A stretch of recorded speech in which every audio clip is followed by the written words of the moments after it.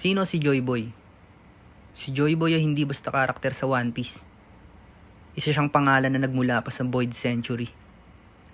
Isang panahong pilit binubura ng kasaysayan. Hindi natin alam ang tunay niyang muka, boses o itsura. Pero isang bagay ang malinaw.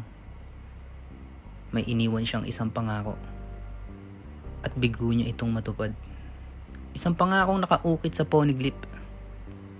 At isang pangakong hanggang ngayon ay hinihintay pa ring matupad.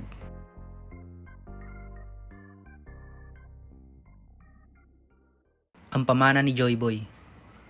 Ang mas nakakatakot kay Joy Boy ay hindi ang kanyang lakas, kundi ang iniwan niyang pamana. Hindi siya nag-iwan ng korona. Hindi rin siya nag-iwan ng imperyo. Ang iniwan niya ay isang idea. Kalayaan. Ngiti kahit sa gitna ng digmaan. At paniniwalang walang sino man ang dapat maghari sa iba.